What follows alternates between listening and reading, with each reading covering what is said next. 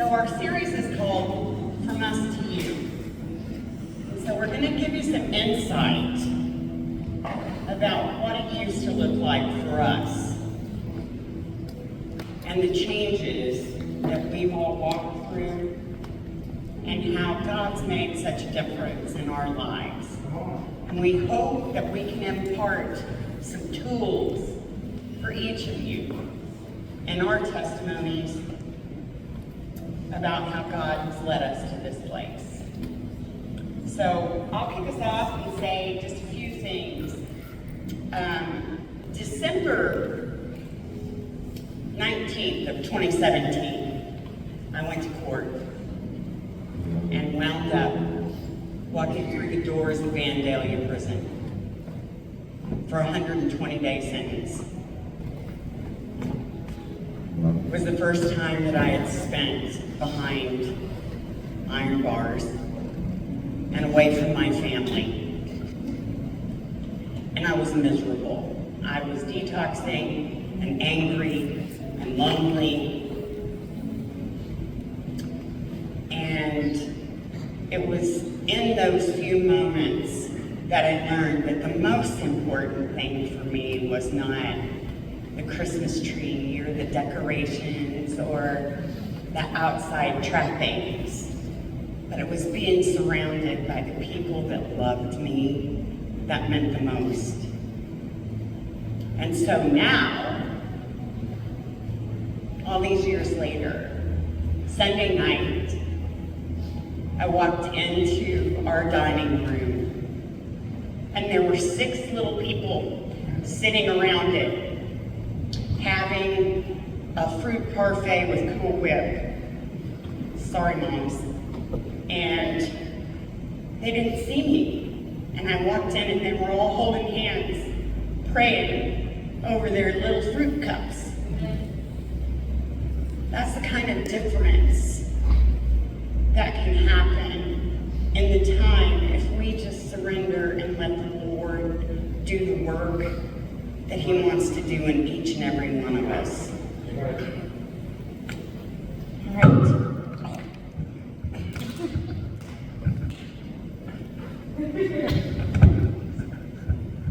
All right. As far as the holidays, the way it was, I was saved in August of 2020. So before that, our holidays, we never prayed over meals. There's usually, everybody ate a big meal and would sit around. Sometimes we'd go to my uncle's and shoot pool and drink beer. We'd just sit around, drink beer and tell jokes. Whatever, no talk of Jesus in my family. But then after I got saved, my mom passed away in 21, but I got to witness in just that short amount of time, which would be 10 months, I guess, or so. After I got saved and baptized, I got to see my mom get saved and baptized, my stepdad get saved and baptized. Kids get baptized, grandkids get baptized, nephews get baptized. I got to see all of this. So it wasn't me, it was God working through and seeing me and then the others, and it's been a chain reaction I'm forever thankful for. And there's been so much death in all that time that before I'd have just drank myself into oblivion to get through it, but getting to see all them people get to know Jesus, I went through the funerals with a smile on my face because I know where they're at. Just less than a year before that, they wouldn't have made it there. So I know they're all in heaven and doing great. I'm thankful for the Lord and everything He's done. And that, I pray every day that the generational curses stop with me. That's what I hope.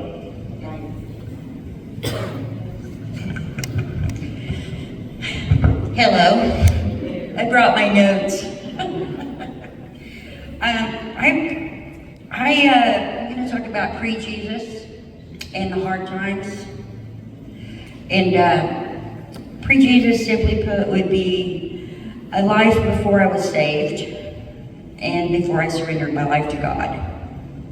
So I want to just put out Ephesians right now, Ephesians 2, 1 and 2. And it sums it up. Once you were dead because of your disobedience and your many sins, you used to live in sin, just like the rest of the world, obeying the devil, the commander of the powers in the unseen world. He is a spirit at work in the hearts of those who refuse to obey God. And that sums me up in a nutshell, and any other non-believer. It's hard to put it that way, though, isn't it? Because there's only one way that's right, and there's no gray area. You are of God or you're not. And it's that simple, but it makes it so hard. So the Bible describes non-believers as spiritually dead in their sins and having their minds blinded to the gospel. 40 years in my addiction, criminal behavior, in and out of prison all my life. Always in trouble and always high. And so holidays and stuff were constant reminder of what I didn't have. So it was an automatic trigger. And if you really take a look at the cycle of seasons, if you really take a look at your life and the things that you've went through the years, you can find usually a path that you've taken over and over and over again. And it is a reminder that you have no love in your life, because the joy and the peace comes from the Lord, right? And if you don't have the Lord, then you have false hope, and you have things that we want to consider as love, but it's really lust, and it's really just trying to fill a hole in our heart. And that's what I was doing for years. Was just trying to fill a hole in my heart. So the seasons changing is a trigger.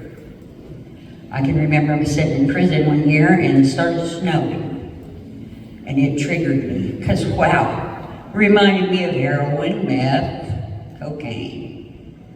And I realized at that point that, wow, how long has that been a trigger for me, you know? Because when you actually get to sit down and take a look at your life and you are locked up and you're looking over all of the things that you were going through when you fell off the wagon, there was always something, you know? And that happens to be one of mine. Fall is when, you can call it autumn, but I soon call it the fall, pun intended. That was my worst season. You know, Halloween, well, don't even talk about Halloween. I got out of prison twice on Halloween, and was a straight up zombie, you know, a live zombie.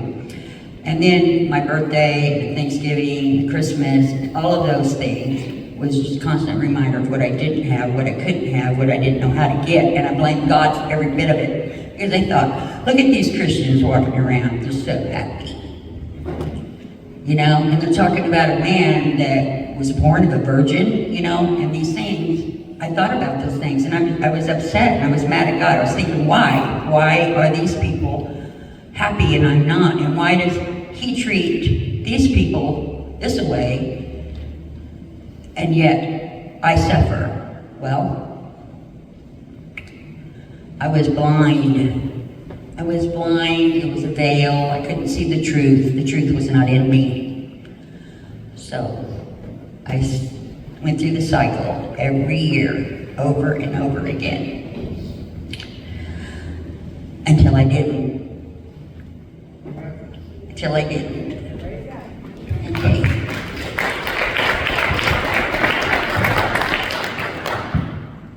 I actually had a verse wrote down that pretty much goes right along with yours. It's Psalms 34:22 in the NLT version. It says, "But the Lord will redeem those who serve him. No one who takes refuge in him will be condemned." You're right, when you're not seeking him, you will be condemned. And I just seen the word redeemed in there, and that's what I was looking for. And And I'm thankful for all of you guys and the redemption I have received here, and just having a family to talk to, and when I struggle, having people to pray over me when I need it. And thankful for the church family, this family, and just knowing that I've got this many more eyes watching out for my loved ones. And I know a lot of you all will come to me and inform me of things I need to know, and I hope you all know I do the exact same thing for you all too. So thank you all. So we talk a lot about different things that each of us has to face in the holiday season. Loss, grief, loneliness. What about some of those things? It's really, the holidays have been really different. Like I said, my mom passed away in 21, and then, so as far as that side of the family, I'm pretty much next in line to go meet the maker. So, but we don't really get together with that side of the family now. It's all different because a lot of them's gone. Everybody's passed on. Like I said, now I'm one of the older ones of that. So lots of loss, but lots of peace that I never would have had without knowing the Lord. I wouldn't have had peace through that loss. And it's nice to have comfort when you do go through all that. It's a sad time to go through and realize that you're not getting to sit down and break bread with them people, but you know they're a lot better table than what we ever had. So very thankful for that. So how do I navigate with isolation and loss and all that stuff? Well, by being healed. Okay, understanding and dealing with your past is important. Forgiveness is important. Nowhere in the Word does it say you have to forgive yourself. And I thought it did. And I couldn't get over that. I couldn't get past that for a long time. And I realized I have a maker that does that. He's the one in charge, and he's the one that tells me I'm forgiven, and I'm forgiven. And I'm the one that keeps picking it back up. So stop picking it back up. Okay, so staying plugged into your church fellowship, and stay close to your support group. That's how you navigate, right? And knowing that loss, that's loud.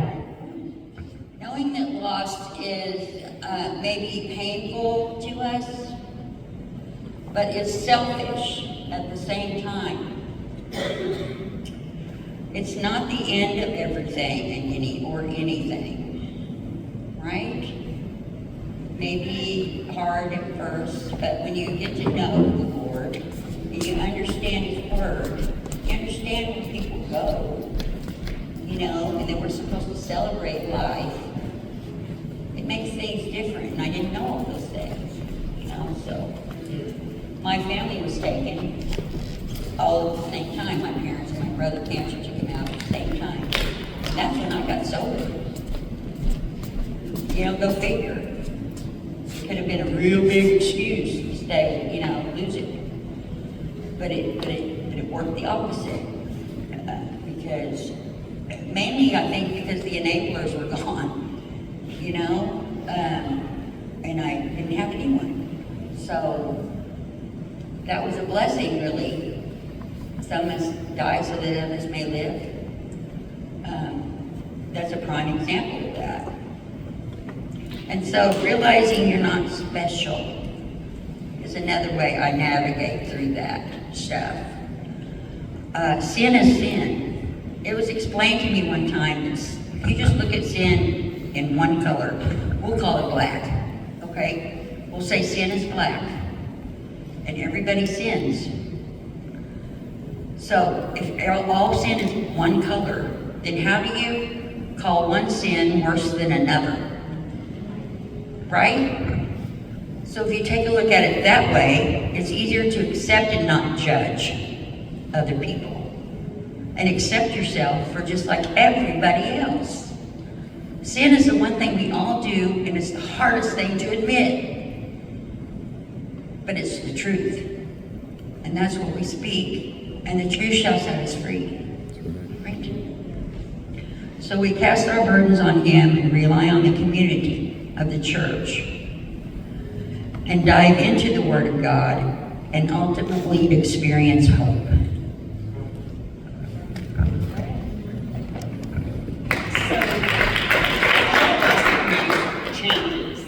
And our behaviors and our reliance on a Savior. If there's one thing that you could share to someone out here tonight that doesn't know what that feels like, what would that encouragement for them be?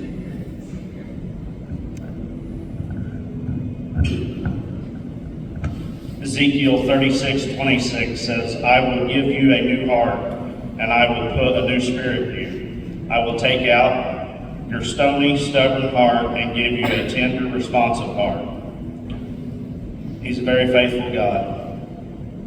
He redeemed me from beer, tobacco, worship of money, pornography, a filthy mind, a filthy mouth.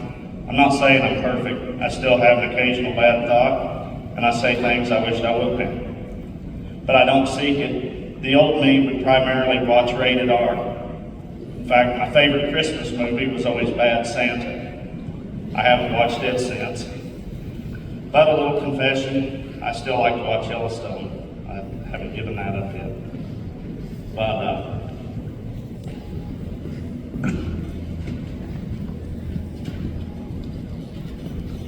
so about the heart. He took my old, stubborn, selfish, filth-riddled, greedy, disgusting, smart-aleck, sarcastic, triple X-rated heart, and He gave me a serving, giving, loving, caring, sharing, respecting, not as smart-alecky, thankful heart. This heart is rated G for guidance.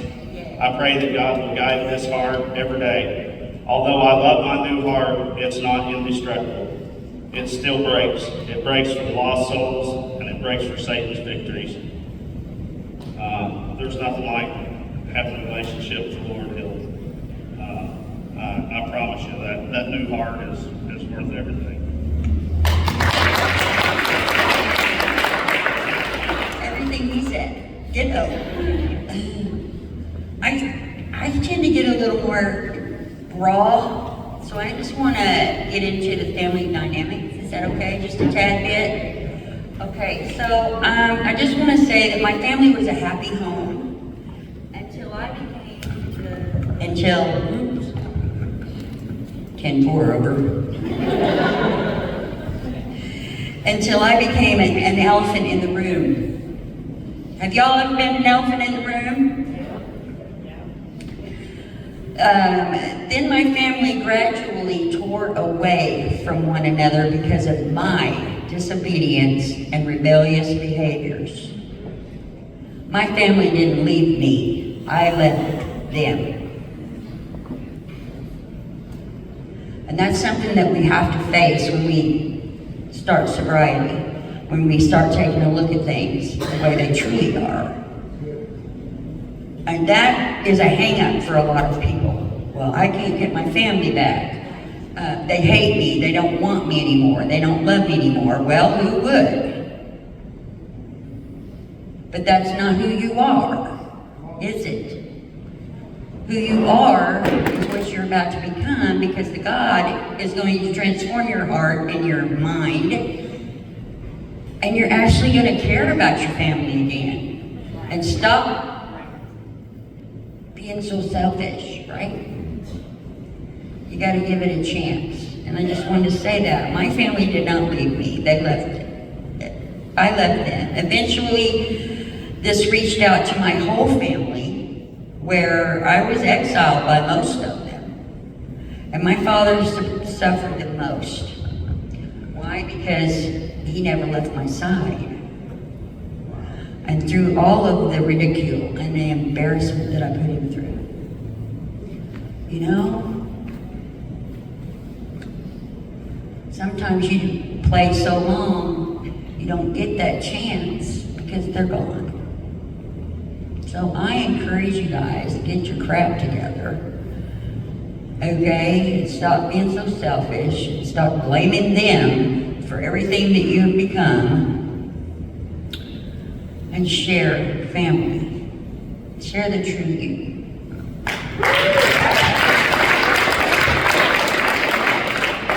I think for a lot of us too, boundaries are a difficult thing. For so long we were lost in our addiction or in our behaviors, and we just began to own those labels. We were cast aside, we were unwanted, we were a burden.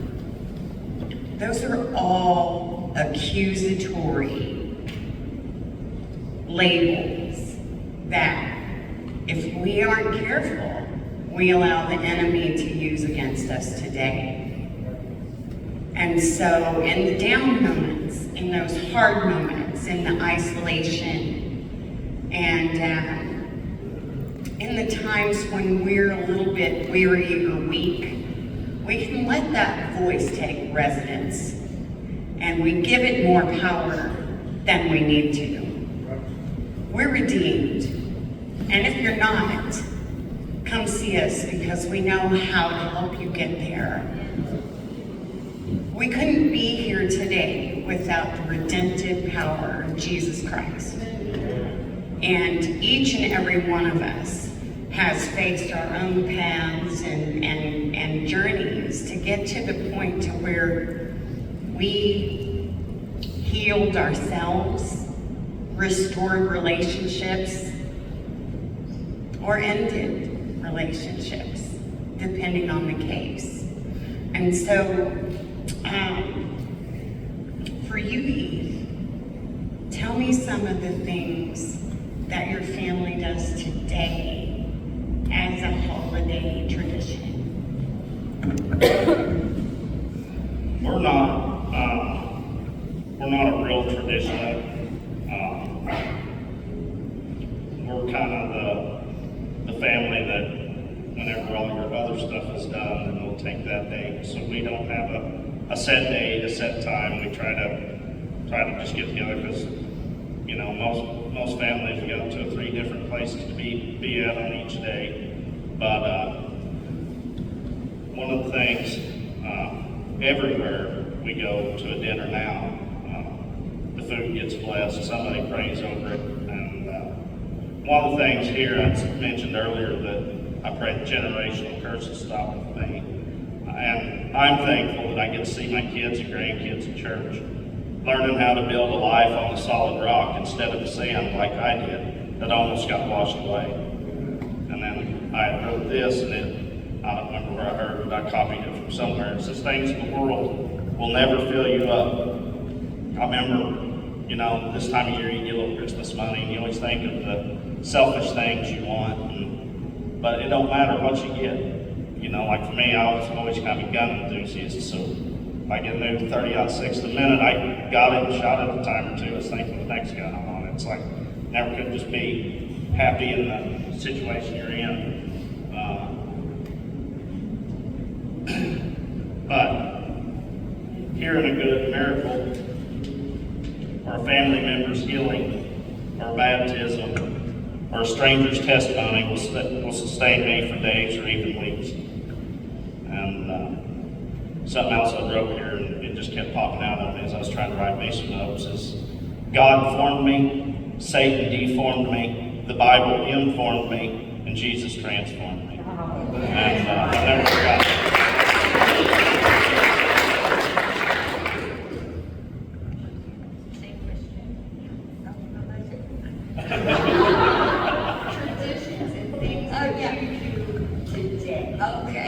Well, that's easy because I am the eldest of my family that I know of. And my children have their own lives. And I have a place of grace, okay? And we are pretty traditional. You know, I cook and they eat on Christmas. We have a tree and there's presents. But this is a hard time of season, you know, of year for a lot of people, including my girls, you know, and so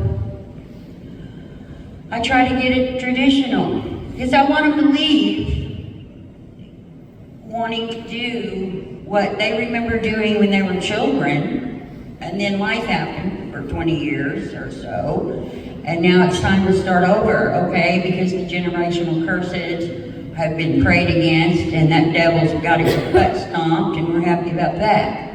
And so I want them to move on into their own lives and be the ones that honor God on Christmas. Not saying that not everybody can do that, I understand that, but at Christmas time, say that, okay? So I've gotten myself back into tradition. And that's what happens when you're following fellowship and people that are believers, is you learn to accept new ways of life and you change old habits into new habits and old memories with new memories. And family is not just blood, is it? Look at us, redemption, right here. We need to learn to love like Jesus. We need to see people through his eyes.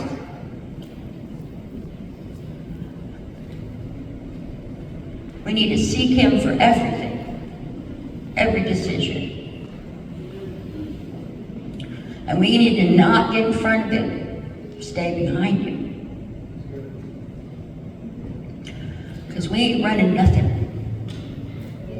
You control freaks. And I should know. We ain't running nothing. But the minute we try to run something, how's that going for you? Right? It's like I tell those girls in the jailhouse on Sundays, your best thinking got you right where you're at. I love you all.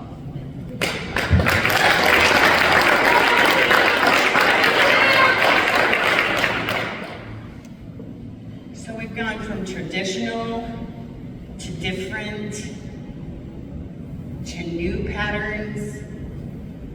What's your best advice for someone that deals with triggers around the holiday season? For me, I had to separate myself from my family. I had to have rock solid boundaries about who I allowed to be in my life and how closely I let their influence sometimes bleed over onto me. And so there's always that ache, right? For those traditional memories and warm, fuzzy feelings. But some of us don't have that. And so that's why our community is so important. That's why our church family that walks beside us is so important, because I look across here and I see folks that are family to me. And I know that we all deal with wounds and hurts and heartaches, but I know who can heal them, because he does it for all of us. So tell me a trigger that you have to look out for and how you handle it. The way I handle everything is diving into the Word or talking to a brother or sister that knows the Word as good or better than me. I'm trying to think of my biggest triggers. I've got several. Probably the one, and like the Lord really blessed me. One of my biggest is probably fishing in the spring. There ain't nothing I love more than big old dip in my lip and I'm fishing on the riverbank and I hear somebody beside me spitting in that water, that triggers that. And then when it comes time to eat the fish, I always thought that you couldn't eat a fish without washing it down with beer. But I've made it through several fishing seasons, several springs now without it. It don't bother me like it once did, but if it wasn't for the Lord and staying involved in it, I couldn't make it, because that's truly the time for me. But yeah, there's many different triggers, but I know He has truly redeemed me from. He will walk beside me and get me through. Brendan preached a sermon on thanking for the valleys and thanking for the mountaintops, and I do thank Him. I don't want to just go through it. I want to grow through it. He has grown me through a lot of valleys, and I thank Him every day for that.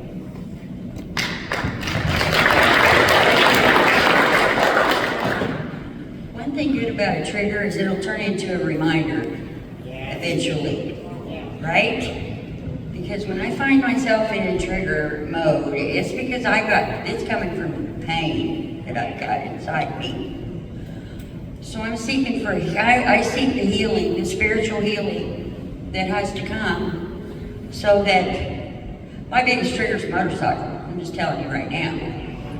Every time I hear one, boom, boom, boom, boom, boom. It's a call of the wild for me. It's like the bad moon rising. You hear? And I'm too old for that stuff right now, but my mind is that, you know? Anyway, I just got sidetracked there. But that is the truth. So every day I have to share my past, because I have a sober living house, right? And I have to relive all my stories and all my things all the time. And it isn't that I got numb to that, because I still know what it felt like to go through the things that these girls go through. I still know what it feels like, but I don't have the pain anymore, and that's why I know I'm healed. And when I'm healed, I don't get triggered. So if you're triggering, you need some healing. And that's the bottom line, right there. You need to, the Lord will heal you. He will. If you believe, He can do anything. We're the one that puts Him in a box. He ain't in a box. He can do anything. So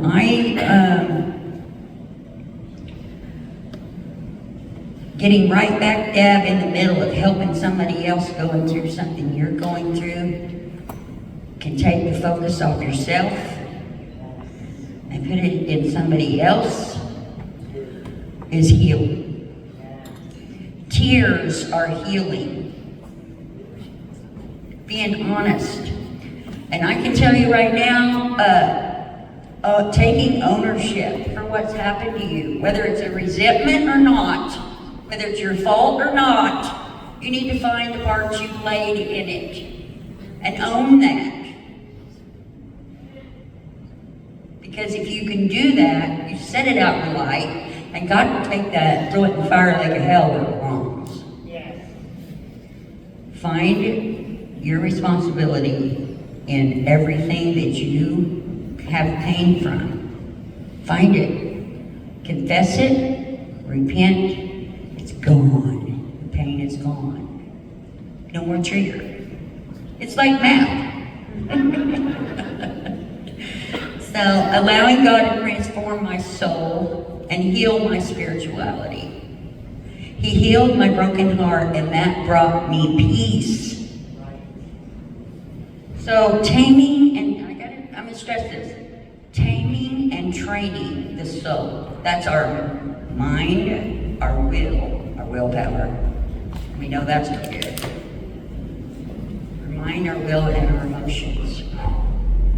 Those things make up our soul, right? So it needs to be tamed and trained to allow the Spirit of God to control me and not the soul. The soul has been running my life for umpteen years, and then all of a sudden I'm reborn. And I have a spirit that comes alive, right? And my spirit's like this. Oops, sorry. My spirit's going, oh, hello, soul. And my soul Spirit's going, oh no, I'm the one in charge. And the soul's like, I've been running this woman all her life. You just need to get back. And the Spirit's like, but I'm the one that's going to run her now.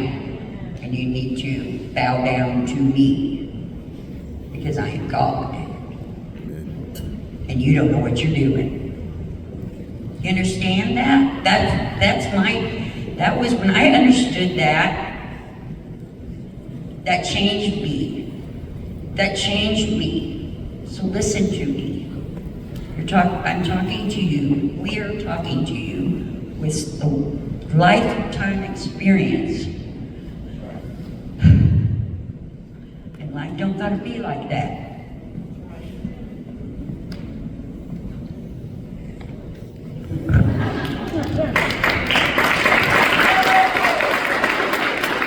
So basically, what you've seen and heard here tonight are three radically different perspectives, but we all have the same answer.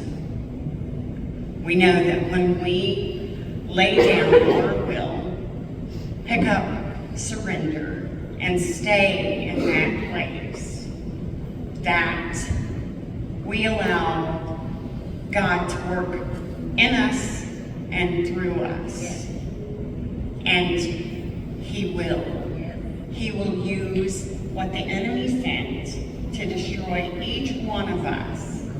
He has taken it and He has turned it for His good. So, thank you guys so much.